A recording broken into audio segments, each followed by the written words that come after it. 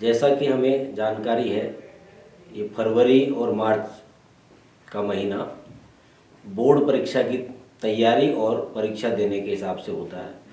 तो हम ये कह सकते हैं कि ये बोर्ड परीक्षा का मौसम चल रहा है और इसमें कुछ बातें हमें ध्यान रखनी चाहिए, क्योंकि जैसे कि बच्चों को बोर्ड परीक्षा से घबराहट होती है, कुछ पेरेंट्स को उनसे ज़्यादा घबराहट होती है, तो इसमें घबराने जैसी कोई बात होती नहीं, क्योंकि परीक्षा कोई भी हो। लेकिन कई बार हमें लगता है कि बोर्ड परीक्षा है तो उसमें कुछ अलग है, तो ऐसा कुछ नहीं है। जैसे आम परीक्षाएं होती हैं, बोर्ड परीक्षा भी वैसे ही है। तो इसलिए उसमें घबराने की ज़रूरत नहीं है, बस उसको हम ठीक से तैयारी करके परीक्षा देंगे तो हमें उसमें ज़्यादा सफलता मिलेगी। उसकी तैयारी के लिए हम कुछ बातें ध्यान में रखें।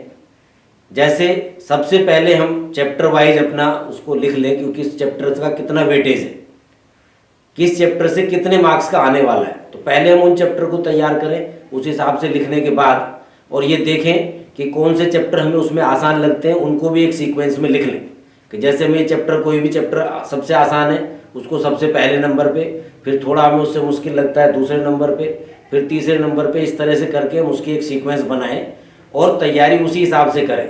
जो चैप्टर हमें सबसे ज़्यादा आता है पहले उसको तैयारी करें, उसके बाद दूसरे की तैयारी करें, उसके बाद तीसरे की तैयारी करें और इस तरह से अपने तैयारी करते हुए उनके नोट्स बनाएं, उनको लिख के जरूर देखें। होता क्या है कि कई बार बस हमने बुक्स ली और लेट के हम पढ़ रहे हैं और ऐसे ही चल रहा है, तो ऐसे नहीं। उसको तैयारी करते समय उसके नोट्स जरूर बनाएं, उसके मेन पॉइंट जरूर लिखें। दूसरा, जो पिछले सालों के सैंपल पेपर्स हैं उनकी प्रैक्टिस करें, और प्रैक्टिस करने का सही तरीका यही है कि हम एक सैंपल पेपर को लें और समय के अनुसार जब बैठ जाएं, और 3 घंटे का पेपर है तो हम 3 घंटे उसको प्रैक्टिस करके और उसको देखें कि 3 घंटे में हम कितना कर पा रहे हैं। मान लें हम एक दिन में उतना समय नहीं निकाल पाते तो 2 दिन में आधा आधा कर लें कि 1.5 घंटा हमने आज किया, बाकी बचा हुआ अगले दिन 1.5 घंटा कर लिया। फिर उसको चेक करें, उसका मूल्यांकन, स्वयं मूल्यांकन करें और ये देखें कि हमारे कितने मार्क्स आए। जब इस तरीके से हम करते हैं, प्रैक्टिस करते हैं, तो फिर हमें ये भी जानकारी हो जाती है कि हम उसको 3 घंटे में कर पा रहे हैं कि नहीं कर पा रहे हैं, या कितना पेपर हमारा छूट रहा है।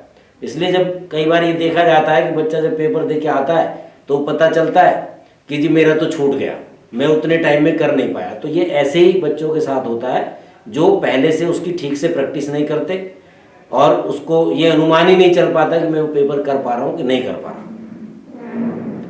अब कुछ बातें, जैसे मैथमेटिक्स है, बच्चों को ज़्यादा मुश्किल लगता है, जबकि मैथमेटिक्स उतना मुश्किल नहीं है, बस उसकी प्रैक्टिस करने की ज़रूरत है। मैथ्स में ज़्यादा चीज़ें प्रैक्टिस से आती हैं, तो उसकी प्रैक्टिस अगर कर रहे हैं तो उसके लिए सबसे आसान तरीका है कि सबसे पहले हम उस चैप्टर के फॉर्मूले और जो भी उसके मेन पॉइंट्स हैं वो लिखें और उन्हें याद करें। उसके बाद हर क्वेश्चन की प्रैक्टिस करें, एक जैसे क्वेश्चंस की, कई क्वेश्चंस की प्रैक्टिस करके देखेंगे तो हमें उसका होगा। कुछ बच्चे क्या करते हैं, उसको जैसे हिंदी एसएसटी पढ़ते हैं वैसे ही मैथ को भी पढ़ने लगते हैं, तो मैथ बिना प्रैक्टिस के नहीं आता। जबकि मैथ में हमारे सबसे ज़्यादा मार्क्स आते हैं, 100 में से 100 सबसे ज़्यादा मैथ्स में ही आते हैं, क्योंकि उसमें थोड़ी सी प्रैक्टिस की ज़रूरत है बस। तो हम उसको ठीक से प्रैक्टिस करें, अपना एक टाइम टेबल बनाएं, टाइम टेबल बना के डेली पढ़ें।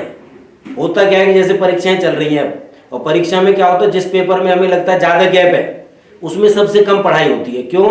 क्योंकि हमें लगता है कि अब तो ये बीच में 4 दिन का गैप है तो कल पढ़ लेंगे, उसके अगले दिन पढ़ लेंगे। और जिस पेपर में कम गैप होता है उसमें ज़्यादा पढ़ाई होती है। क्यों? हमारे पास सोचने का समय नहीं होता, तो हम आते ही उसमें पढ़ाई में लग जाते हैं। तो हमें रेगुलर प्रैक्टिस करनी चाहिए और अपना टाइम टेबल जो है रेगुलर वो रखना चाहिए। अगर हम रेगुलर टाइम टेबल रख के पढ़ाई कर रहे हैं, निश्चित उस टाइम टेबल को फॉलो कर रहे हैं, तो हम हमेशा अच्छे नंबर प्राप्त करेंगे।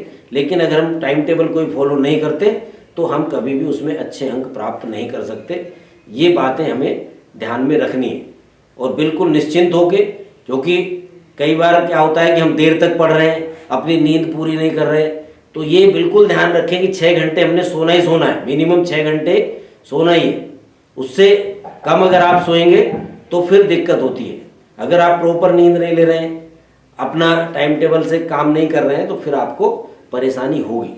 इन छोटी छोटी बातों को ध्यान में रख के अगर हम तैयारी करके परीक्षा देंगे तो परीक्षा में अच्छे अंक भी आएंगे और हमें घबराहट भी नहीं होगी। धन्यवाद।